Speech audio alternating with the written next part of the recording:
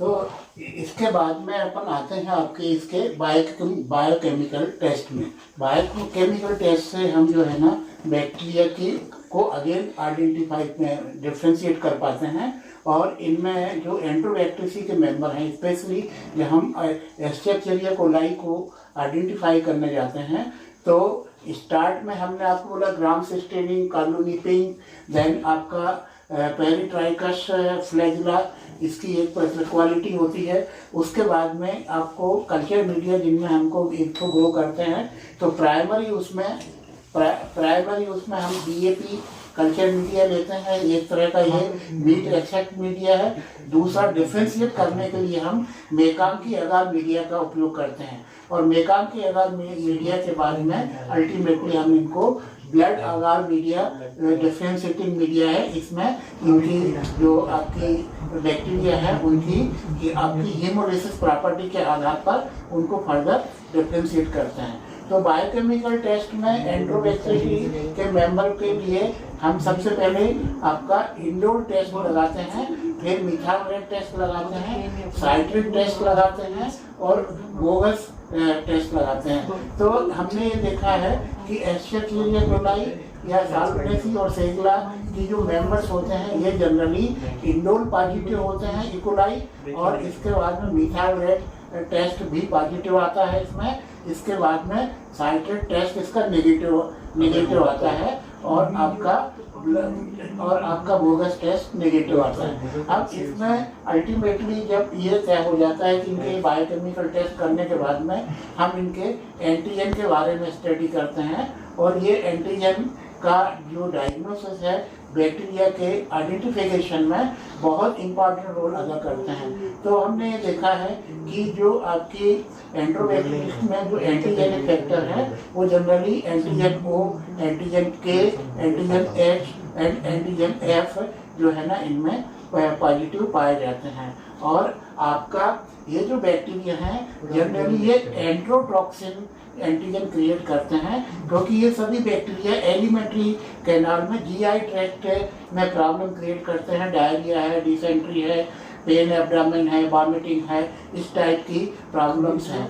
जैसे हमने स्टार्ट में भी आपको बताया था कि एंट्रोबैक्टीरिया के जो मेंबर हैं वो मेंबर जो है ना अपॉर्चुनिस्टिक पैथोलॉजिस्ट है, वो डायरेक्ट पैथोजन नहीं है, वो अपॉर्चुनिस्टिक जब भी उनको मौका मिलता है तो इन्फेक्शन क्रिएट करते हैं। अदरवाइज जो है ना वो हमारी इंटेस्टाइन के लिए, हमारे डाइजेस्टिव सिस्टम के लिए ये बहुत आवश्यक है, क्योंकि ये बैक्टीरिया जो है ना आपका कई ऑक्सीडेशन और रिडक्शन प्रोसेस में मतलब जो है ना ये वर्कआउट करते हैं। एसेंशियल अमीनो एसिड को ये सिंथेसाइज करते हैं, विटामिन को सिंथेसाइज करते हैं आपका लार्ज इंटेस्टाइन में। उस पॉइंट ऑफ व्यू से ये हमारे मित्र हैं। लेकिन जब भी फीको ओरल कंटामिनेशन से, जैसे पेशेंट जब सोच पे जाता है और उस हाथ बराबर उससे नहीं घुल पाते हैं, तो ये बैक्टीरिया जो है ना आपको जो है ना इन विट्रो में वापस आते हैं, और अगर ये ओरल कंटामिनेशन से हमारे शरीर में जाते हैं तो फिर ये इन्फेक्शन क्रिएट करते हैं। तो इस तरह से जो टॉक्सिन्स क्रिएट करते हैं ये एंट्रोटॉक्सिन है। सेकंड इसका इम्पॉर्टेंट पॉइंट है कि ये बैक्टीरिया दो तरह के होते हैं। एक तो हीट लेवाइल, माने हीट लेवाइल का मतलब होता है कि थोड़ा सा अगर हम इंक्यूबेशन टेम्परेचर बढ़ाएं तो ये बैक्टीरिया डेड हो जाते हैं, और कुछ बैक्टीरिया इसमें हीट स्टेबल भी होते हैं। पर जनरली ऑप्टिमम ग्रोथ के लिए बैक्टीरियोलॉजी में हम 37 डिग्री सेंटीग्रेड का इंक्यूबेशन पीरियड, इंक्यूबेशन मतलब प्रेफर करते हैं। इसमें ऑलमोस्ट ऑल जो है ना हीट स्टेबल बैक्टीरिया ग्रो होते हैं, और अगर इस 37 से हम 50 या 60 डिग्री सेंटीग्रेड रहे तो ये सब डेड हो जाते हैं। तो कुछ एंट्रोबैक्टीरिया के मेंबर जो है ना आपका हीट लेवाइल होते हैं, और कुछ हीट स्टेबल होते हैं जो हाई टेम्परेचर भी सर्वाइव करते हैं। नाउ अब हम आते हैं इस एस्चेरिचिया कोलाई की जो पैथोलॉजी है, इसमें कौन कौन सी डिसीज क्रिएट होती हैं। उसमें सबसे मोस्ट इम्पॉर्टेंट जो डिसीज है वो है आपका UTI माने यूरिनरी ट्रैक्ट इन्फेक्शन।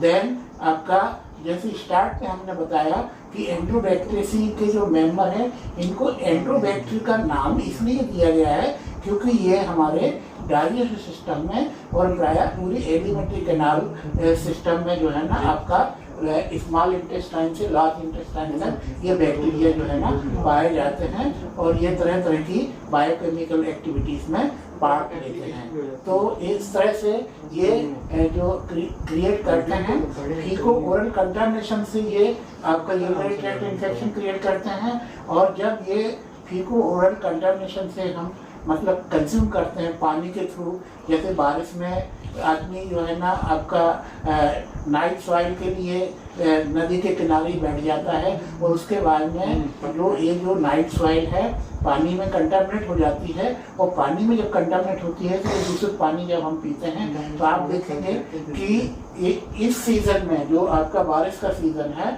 खासकर गाँव में जहाँ पर साधन नहीं है, जन जागृति नहीं है, ऐसे एरिया में ये दूषित पानी पीने से जो आपका डायरिया, डिसेंट्री, वॉमिटिंग की जो मतलब केसेस बहुत ज़्यादा होते हैं, तो उनमें जो है ना सबसे बड़ी पैथोलॉजी जो है ना आपकी एस्चेरिचिया कोलाई की आपकी डायरिया है। और डायरिया के बाद में अगर ये डिसीज के बाद में ये हमारे इम्यूनिटी बैरियर को क्रॉस करते हैं तो ये मेनिंजाइटिस भी क्रिएट कर सकते हैं। तो इस तरह से हमने ये देखा कि एस्चेरिचिया कोलाई जो है ना इसका आइडेंटिफिकेशन जो है ना हम आपका सिस्टमेटिकली कैसे कर सकते हैं। अब सेकंड इसमें फैमिली का सेकंड मेंबर जो है ना वो है आपका क्लैप्सिला। क्लैप्सिला भी स्टार्ट में जैसे हमने आपको बताया कि ये gram negative rat cell bacteria है और इनका जो इन्फेक्शन है क्लैप्सिला का ये हॉस्पिटल एक्वायर्ड इन्फेक्शन के रूप में इसको देखा जाता है। इससे जो है ना आपका लोबुलर निमोनिया का इन्फेक्शन भी देखा जाता है। ये बैक्टीरिया फैकल्टेटिव एनारोबिक है। फैकल्टेटिव एनारोबिक का मतलब यह है कि एरोबिक के लिए एनारोबिकली ये अच्छे से आपकी ग्रो करते हैं। ये इनको मतलब जो है ना कार्बन डाइऑक्साइड एटमॉस्फेयर चाहिए, लेकिन ये जो है ना आपका एरोबिक मीडिया में भी ये ग्रो कर सकते हैं। इनको अपन फैकल्टेटिव बैक्टीरिया बोलते हैं। इसके बाद में ये जो क्लैप्सिला है ये यूरेस पॉजिटिव है। यूरेस पॉजिटिव मतलब यह है कि ये यूरिया को जो है ना आपका डिसइंटीग्रेट करते हैं और यूरिया जो है अमोनिया और कार्बन डाइऑक्साइड में कन्वर्ट हो जाता है। इसलिए ये यूरिया को यूरेस पॉजिटिव ये जो बैक्टीरिया है ये यूरेस पॉजिटिव टेस्ट देता है। इसके बाद में ये आपको लैक्टो फर्मेंटिंग बैक्टीरिया है। जब लैक्टोज के साथ में इसको फर्मेंट किया जाता है या इसको ट्रीट किया जाता है तो ये एक तरह का म्यूकॉइड सीक्रेशन देता है और ये म्यूकॉइड सीक्रेशन इसकी पहचान है। इसके बाद में आइसोलेशन की दृष्टि से जनरली हम जो है ना आपको ब्लड से सैंपल है, स्पूटम है, यूरिन है, इनके सैंपल जो हॉस्पिटल से आते हैं इनमें जनरली जो बैक्टीरिया कॉमनली जो मिलते हैं एंटोबैक्टीरियल मेंबर के वो बैक्टीरिया जो है ना ये हॉस्पिटल सैंपल्स में यूजुअली मिलते हैं ब्लड, स्पूटम एंड यूरिन में। इसके बाद में अपन आते हैं इनके ट्रीटमेंट पार्ट में। इन बैक्टीरिया का जो ट्रीटमेंट पार्ट है वो एक तो आपका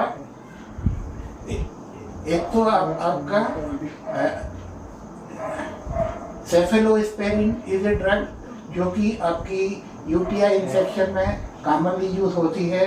फिर आपका अमीनो ग्लाइकोसाइड ड्रग है देन आपका फ्लोरोक्विनोलान की ड्रग के रूप में हम इसमें ट्रीटमेंट में यूज करते हैं। एंटोबैक्टर नेक्स्ट मेंबर है इसका एंटोबैक्टर। तो आप लोगों के जो कोर्स में है वो एस्चेरिचिया कोलाई नंबर 1, नंबर 2 जो है क्लैप्सिला और नंबर 3 है आपका एंटोबैक्टर। तो इनकी सिस्टमेटिक आइडेंटिफिकेशन आपको लैब में करना है और इस पर जब क्वेश्चन आपको पूछा जाएगा तो आपको इसी टैक्सोनॉमिकल प्रोसीजर्स के स्टार्ट करना है। हमने आपको पिछले चार में या कल के लेक्चर में ये बताया था कि एंटोबैक्टीरिया के जो स्पेसीज या जनरा हैं उनको सिस्टमेटिक आइडेंटिफाई करने के लिए हमें कौन सा प्रोसेस अपनाना है, जिसमें हमने आपको बताया था कि सबसे पहले हम जो बैक्टीरिया है जो आपके कल्चर ग्रोथ से जो बैक्टीरिया प्राप्त हुआ है उसको हम सबसे पहले लैक्टोज से ट्रीट करते हैं, लैक्टोज फर्मेंटिंग होते हैं। तो यहीं से हम पूरे बैक्टीरिया को 2 पार्ट में डिवाइड कर लेते हैं। अगर वो पॉजिटिव है तो ये मान के चलिए कि लैक्टो पॉजिटिव और लैक्टो नेगेटिव 2 पार्ट में है। लैक्टो पॉजिटिव जो बैक्टीरिया है उसको हम इंडोर टेस्ट करते हैं, जैसे स्टार्ट में हम बताया कि आपका इंडोर टेस्ट होता है, और इंडोर टेस्ट में जो है ना आपका इकोलाई और आपका साइटोबैक्टर और एंट्रोबैक्टर इस टाइप के बैक्टीरिया हमको मिलते हैं। उसके बाद में इस तरह से सिस्टमेटिक स्टडी करने के बाद में हम जो है ना आपका बैक्टीरिया की पहचान करते हैं। तो today I have given a short note on the identification of Escherichia coli, then Salmonella, Shiga, Proteus and Yersinia. So next member of एंट्रोबैक्टीरिया का जो नेक्स्ट मेंबर है जिसका आइडेंटिफिकेशन करने हम जा रहे हैं उसका नाम है आपका साल्मोनेला। साल्मोनेला भी के लिए भी वही स्टडी हम आपका स्टार्ट करते हैं, वही सिस्टम हम अपनाते हैं। सबसे पहले हम जो है ना आपका बैक्टीरिया को एगार मीडिया पे ग्रो करते हैं, स्पेसिमेन से स्पेसिमेन को इनोकुलेट करते हैं, और जब वो कॉलोनी डेवलप हो जाती हैं तो उसको ग्लास स्लाइड पे लिफ्ट करके ग्राम स्टेनिंग करते हैं। ग्राम स्टेनिंग में ये देखा गया है कि साल्मोनेला जो है ना वो ग्राम नेगेटिव और रैट सेल बैक्टीरिया है, जैसा कि सभी एंट्रोबैक्टीरिया के मेंबर्स होते हैं। इनकी जो स्पेसीज साल्मोनेला की जनरली ये आपका फूड इंड्यूस डायरिया क्रिएट करते हैं।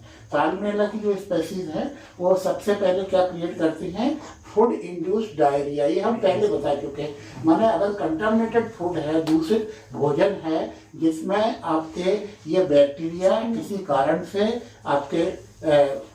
कारण से मतलब कंटामिनेट हो चुके हैं, तो उस कंटामिनेटेड बैक्टीरिया के कारण फूड पॉइजनिंग के रूप में हमें डायरिया होती है, डिसेंट्री होती है, टाइफाइड होती है। और आपका टाइफाइड जो है ना वो 2 तरह का होता है, एक आपका साल्मोनेला टाइफी और साल्मोनेला पैराटाइफी। तो ये इनके कॉम्प्लिकेशन। सेकंड इनका जो कॉम्प्लिकेशन है वो एंट्रोबैक्टीरिया